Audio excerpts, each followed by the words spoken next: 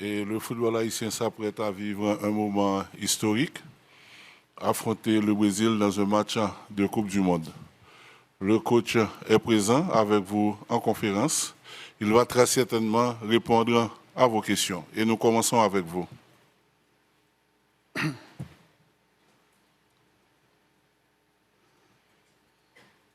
Monsieur Minier, d'abord, bonsoir. Bonsoir à vous aussi. Je m'appelle Fernando Valéca de Barros, je suis freelancer et je travaille pour les sites de football au Brésil. Au Mondial de Qatar, vous faisiez partie de la commission technique du Cameroun, qui pourtant a réussi à battre le Brésil. Donc vous connaissez pourtant les chemins pour battre le Brésil. Qu'est-ce que l'Haïti doit faire demain pour répéter votre exploit au Qatar? Merci beaucoup. Tout simplement dupliquer ce qu'on avait fait avec le Cameroun contre le Brésil. Mais le plus dur à haut niveau, c'est de répéter les hautes performances. Voilà ce qui est sûr quand je me repenche sur les stats de ce fameux match contre le Brésil avec le Cameroun. Quand je vois les 3 joueurs qui avaient parcouru le plus de kilomètres sur ce match, de mémoire, j'avais Zamboro Guissa, milieu de terrain défensif, c'était à peu près logique. Et les 2 autres étaient Aboubacar, qui avait été expulsé à 12 minutes de la fin, donc aurait normalement dû courir moins que d'autres joueurs, et Choupo-Moting, pas réputé pour être le plus vaillant en termes d'efforts défensifs. Donc c'est un message, je pense, à envoyer aussi à mes garçons du secteur offensif pour demain. Il va falloir qu'on mette le bleu de chauffe et qu'on court, et un peu plus que de raison. Merci beaucoup. Merci. Ici. Ici. Paulo Vinícius Coelho, PVC, do Brasil, de Canal World do Brasil. Je parle avec un supporter do Haïti qui parle que cette match et 4-1 derrière, le Brésil peut faire une grande victoire. Mais aujourd'hui, non. Qu'est-ce qui a changé pour la confiance, qu'est-ce qui a changé pour l'Haïti, pour les supporters penser qu'ils peuvent jouer une grande partie contre le Brésil? Je pense que demain, en tout cas concernant Haïti, on a tout à gagner sur ce genre de match. Ça fait 52 ans qu'on n'est pas à la Coupe du Monde. Et demain, on a la chance de jouer le Brésil, qui est le recordman historique en termes de victoire lors de cette compétition. Voilà, donc on a le Graal servi sur un plateau. Voilà, maintenant il va falloir être à la hauteur parce que les fans haïtiens nous attendent aussi et se mettent à rêver sur ce type de match. Voilà, mais je pense que c'est une chance. En tout cas, c'est le message que je ferai passer à mes joueurs. Alors, ça m'intéresse peu ce qu'il y a eu dans le passé en termes de confrontation entre le Brésil et Haïti. Moi, c'est demain qui m'intéresse. Voilà, j'espère qu'on saura rendre les Haïtiens fiers de leur équipe. Je pense qu'on a envoyé plutôt une belle image. Malheureusement, ça n'a pas été suivi d'un résultat positif puisqu'on a mordu la poussière et on a perdu. Mais je pense qu'on a montré que notre place dans cette phase finale de Coupe du Monde n'était pas usurpée. Donc ça, c'est déjà une grande satisfaction. Et demain, la vitrine sera encore plus belle pour faire un coup. Aqui, professor. Diego Torbes, Bola VIP Brasil, em português. O Haiti caiu num grupo bem difícil, né? Com o Brasil, o Marrocos e a própria Escócia. Qual é o grande objetivo de vocês? Qual é o grande objetivo do Haiti nesta Copa do Mundo?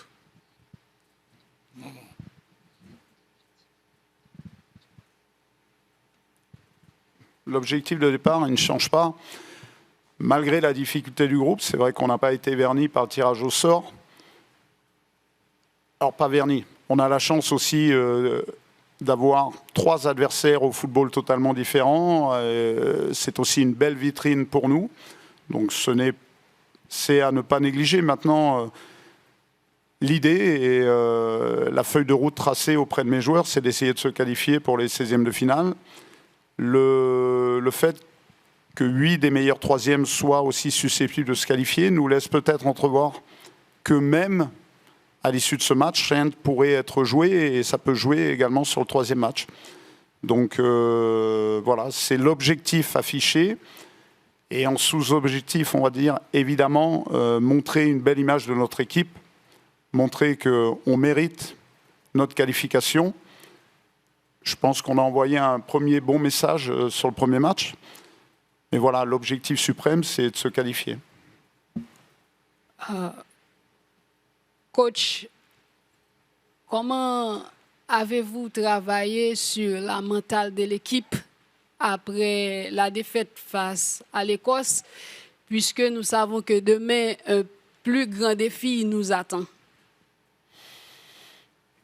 Plus grand, oui, en termes de FIFA ranking, c'est sûr. Après, je pense que les Écossais avaient autant envie que les Brésiliens demain de nous battre. Voilà, je pense qu'on a préparé cette compétition, mais déjà bien en amont. Je pense que lors du stage de préparation à Port-Lucie, dès l'intronisation du stade, j'ai fait comprendre à mes joueurs qu'avec Haïti, rien n'était fait dans la facilité. Je rappelle que lors de notre qualification, on avait rempli notre contrat, on avait battu le Costa Rica, on avait battu le Nicaragua, mais il a fallu attendre quelques minutes supplémentaires qu'un autre match se termine avant de savourer notre qualification. Donc je leur ai dit que j'étais quasi persuadé que ça se jouerait au troisième match, qu'il faudrait faire preuve de résilience. Et j'aimerais bien voir un dernier quart d'heure contre le Maroc où on serait encore en course de possiblement se qualifier. Voilà, donc on essaye de... On dit que la pédagogie est l'art de la répétition. C'est ce que je martèle à mes garçons, de ne pas lâcher, d'être résilient. Ça pourra se jouer peut-être aussi à la différence de but. Donc quoi qu'il arrive, quoi qu'il se passe demain, on n'a pas le droit de galvauder ce match. 1, on joue le Brésil. 2, ça fait 52 ans qu'on n'y est pas. Le stade sera assurément plein. Donc voilà, on va tout donner et de manière à être toujours en course lors du troisième match. Oui. Bonjour coach, Ndiassé Sam de RFI.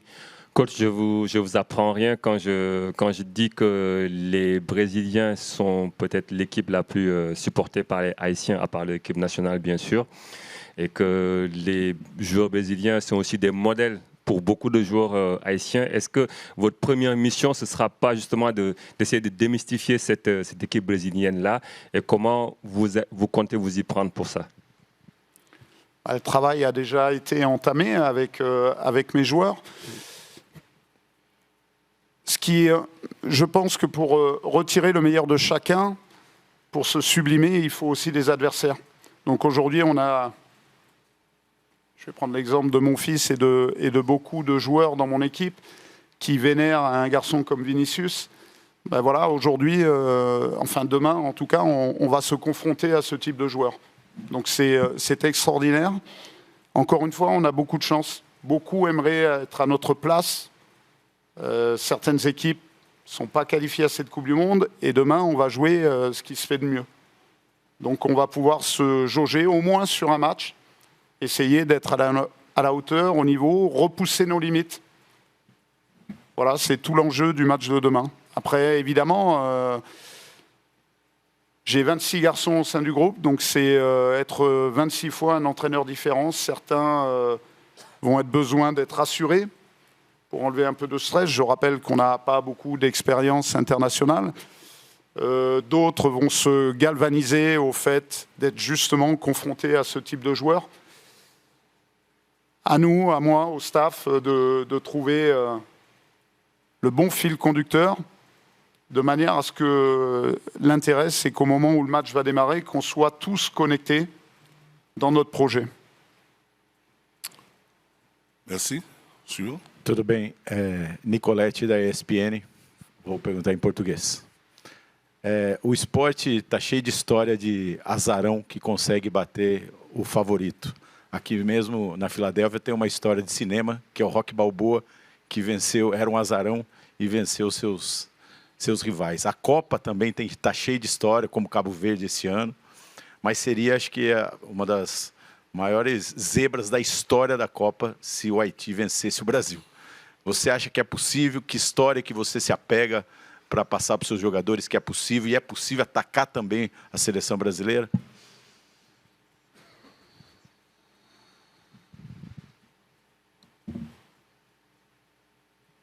Ouais.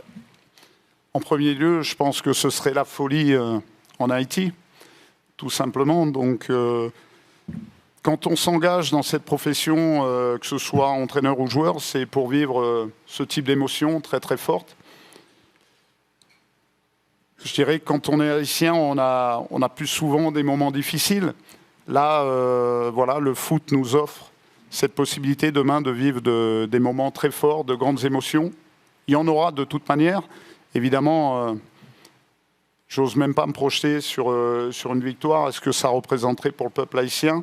En tout cas, on va tout donner de manière à pas avoir de regrets et que la population soit fière de cette équipe. Pergunta em português. Rodrigo Oliveira, Rádio Gaúcha, Brasil. Boa noite, mister. O Haiti e o Brasil têm uma conexão muito forte, histórica e humana. Muitas reportagens repercutiram relatando que o senhor nunca esteve no Haiti, por toda a situação que passa o país. Como é para o senhor representar não só um time, mas liderar o sonho de um povo? E de que forma a seleção do Haiti já proporcionou e ainda pode proporcionar alegrias ao povo haitiano em meio a tudo que acontece nessa nação que nós brasileiros temos tanto carinho?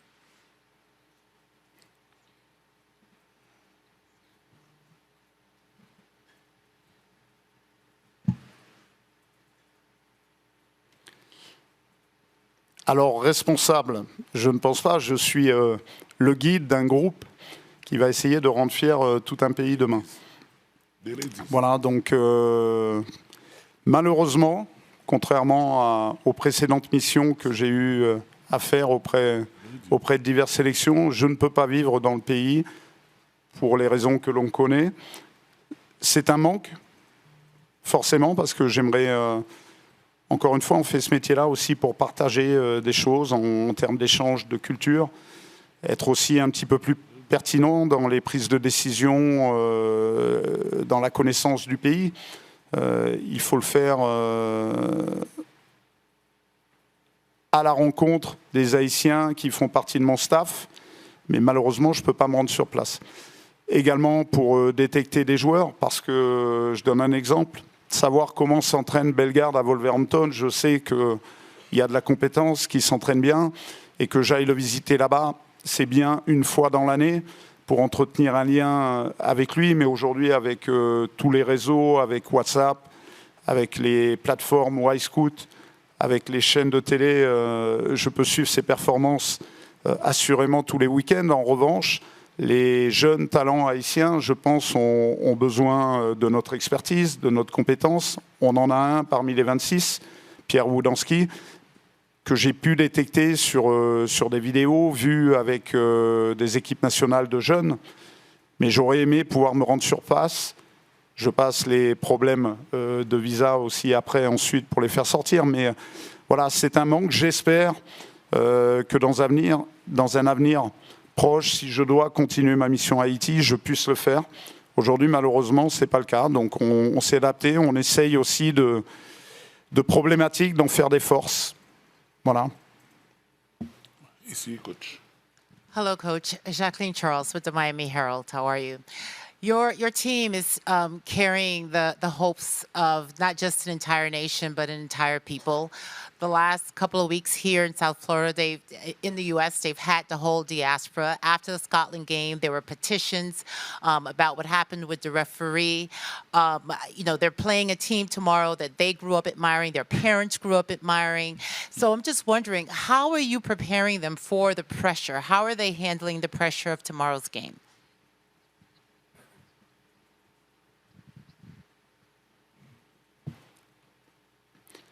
Je reviendrai juste sur le petit problème avec l'arbitrage. C'est un gros problème puisqu'il nous prive peut-être d'un point et du premier point historique d'Haïti en phase finale de Coupe du Monde. Maintenant, c'est passé. On ne peut pas se plaindre. On va penser à la suite.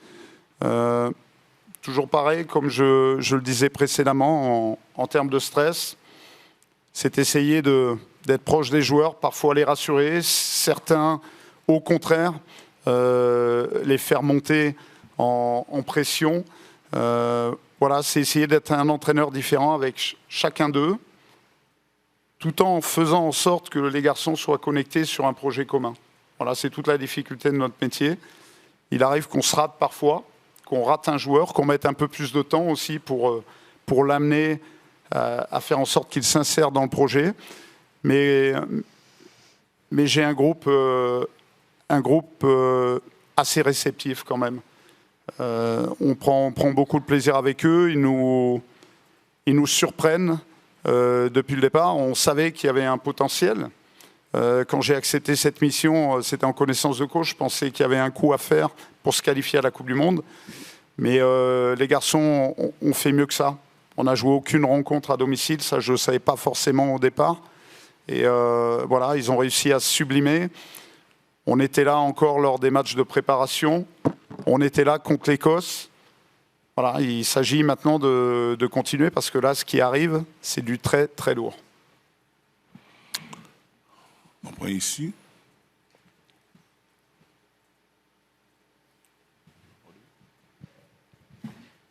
Bonsoir Sébastien, Hugo Guillemet du journal L'Équipe. Deux petites questions. La première, vous avez beaucoup parlé de vos joueurs, mais vous n'avez pas beaucoup parlé de vous. Et ce qui vous attend demain, c'est que vous allez vous confronter à peut-être un des meilleurs entraîneurs de l'histoire. Et quand on connaît votre parcours, qui a été un parcours qui sort de l'ordinaire, exotique, à l'international, etc., j'imagine que c'est quelque chose de très gratifiant pour vous d'affronter Ancelotti. Et la deuxième petite question, il y a l'apparition des cooling breaks sur cette Coupe du Monde. Ça perturbe beaucoup les coachs, j'ai l'impression. Plus que des cooling breaks, c'est des mi-temps dans la mi-temps, des pauses publicitaires, etc. Qu'est-ce que ça change en termes de management pour vous? Alors déjà, je vais répondre à la première. Évidemment, être confronté à ce qui se fait de mieux, c'est plus que gratifiant pour moi, à condition demain d'être à la hauteur de l'événement, de performer. Voilà, dans tous les cas, et c'est ce que je dirais tout à l'heure avec mon staff technique, il s'agit de continuer à apprendre. Je veux dire, demain, je ne sais pas l'issue du résultat, mais dans tous les cas, on va continuer à hausser notre niveau parce qu'on va être confronté à ce qui se fait de mieux, un maître tacticien. Il va falloir répondre présent, être à la hauteur. On a observé lors des matchs certaines petites choses qui nous font aussi progresser. Un exemple, je ne sais pas si vous l'avez noté contre le Maroc, il y a des touches qui sont jouées très rapidement de leur part. Ils ont surpris les Marocains. Tout ça avec des ballons qui sont placés en bordure de terrain. Et ça n'a pas été le cas pour toutes les équipes. Eux avaient un temps d'avance à ce niveau-là. Ça a été assurément travaillé en amont. C'est aussi ça le très très haut niveau. Et voilà, ce qu'amène un garçon comme Carlo Ancelotti. J'ai eu l'occasion de le rencontrer au tirage au sort. J'avais également mon préparateur physique au Cameroun qui avait bossé avec lui à Paris, qui m'en a dit le plus grand bien. C'est la grande classe. Voilà, on va essayer d'être le plus respectueux possible et d'être un valeureux adversaire demain. Concernant les cooling breaks, il y a deux manières de les prendre. Ça peut être un avantage pour les coachs parce que c'est deux fenêtres supplémentaires pour envoyer quelques consignes. La difficulté sur ce que j'observe depuis le début de la compétition, c'est plutôt l'adaptation que peuvent en avoir les joueurs. Je trouve qu'ils mettent du temps à se reconnecter au jeu. Je prends notre exemple contre l'Écosse. Le but intervient 3-4 minutes après. On était plutôt bien dans la partie. Et je trouve qu'après, ça, sans se trouver d'excuses, mais ça nous perturbe peut-être un petit peu. Mais c'était à nous aussi de trouver la parade à ce niveau-là. Donc je pense qu'il va y avoir une adaptation au niveau des joueurs. Après, en tant que coach, c'est plutôt pas mal. Ça nous permet, comme des cartons au basket, de pouvoir essayer d'emmener des éléments supplémentaires au niveau de nos joueurs. Voilà, on a essayé de s'organiser en conséquence. On a essayé d'échanger aussi avec des collègues. Et je pense que vous l'avez vu ce matin dans l'équipe, avec Sébastien De Sam notamment à ce niveau-là. On essaye de trouver des parades pour être efficient.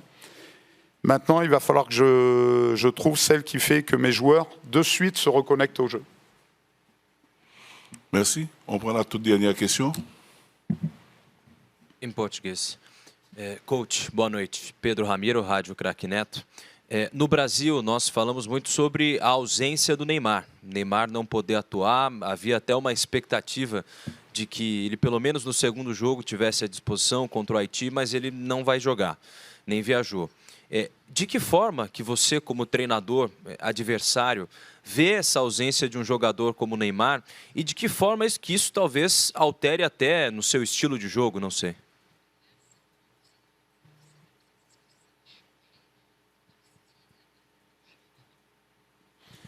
Déjà, je voudrais dire que c'est le lot de toutes les équipes. On a aussi un garçon qui n'a pas pu jouer. On a Dukens Nazon qui malheureusement qui n'était pas opérationnel pour le premier match, qui est un joueur aussi important de mon effectif. Voilà, moi j'y vois plutôt des signes. Il y a 4 ans avec le Cameroun, Neymar n'était pas opérationnel contre le Cameroun. Je ne sais plus s'il était blessé ou suspendu, mais il n'était pas sur le terrain. Donc j'y vois plutôt un signe positif. On va essayer de se raccrocher à tout ce que l'on peut pour demain être efficace et puis écrire un morceau d'histoire, en tout cas pour Haïti. Thank you. This concludes the press conference and make the activities for today. Thank you very much, coach, and all the best for tomorrow match. Merci. Merci.